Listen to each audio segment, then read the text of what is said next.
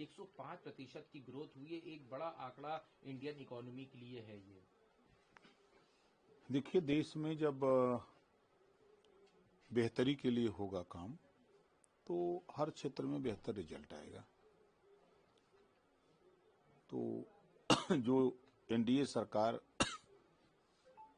काम कर रही है उसी का रिजल्ट है कि हम दिन प्रतिदिन आगे बढ़ रहे हैं, हर क्षेत्र में बढ़ रहे हैं।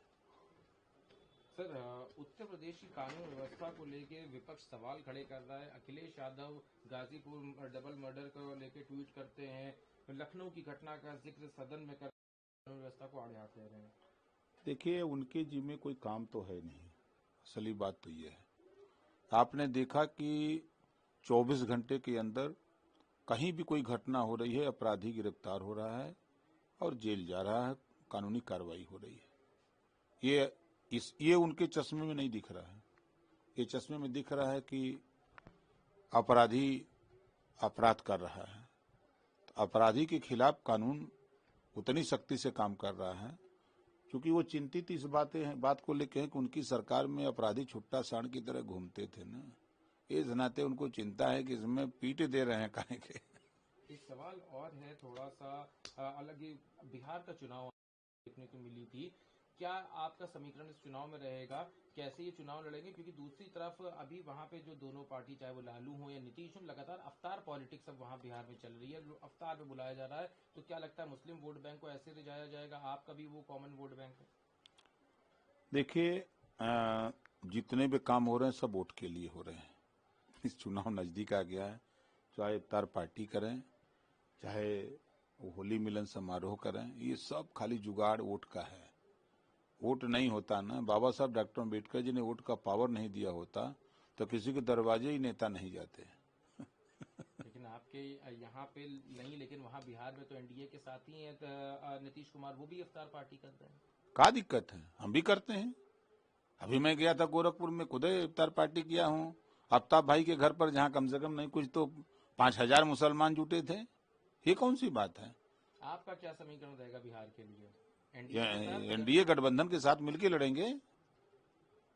सर, इसके अतिरिक्त सवाल, मुख्यमंत्री ने एक बैठक आहूत करी थी, उसमें जो नॉन बीजेपी गवर्न साउथ के स्टेट्स हैं, चाहे वो केरल हो, तेलंगाना, उनके मुख्यमंत्री को बुलाया तो सबने विरोध किया कि जो अभी परिसीमन में सीट्स को बढ़ाने की बात हो रही है, उनका जनसंख्या के आधार पे नहीं होना चाहिए। हमने तो पॉपुलेशन कंट्रोल जो था उसके ऊपर काम किया है, नॉर्थ वालों ने तो खाली आबादी बढ़ा के अपने इस हिसाब से कर रहे हैं, उससे साउथ के जो स्टेट्स उनको नुकसान होगा। किसी को नुकसान नहीं होगा, सबको फायदा होगा और प्रदेश वही रहेगा, जनता वही रहेगी, अधिकारी वही रहेंगे और विकास के काम वही होंगे। चाहे जितना भी विधानसभा बढ़ जाए, लोकसभा बढ़ जाए, देश में 140 करोड़ जो वर्तमान में आबादी है, उस उतने आबादी पर न काम होगा, उनके लिए विकास होगा।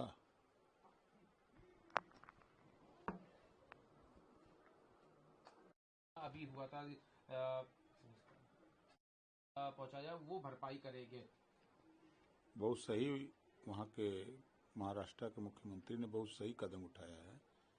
कोई भी कानून को अपने हाथ में लेने की कोशिश करे तो उसके खिलाफ यही काम होना चाहिए कि उससे वो जो नुकसान हो उससे उसकी भरपाई वसूली उसी से हो जो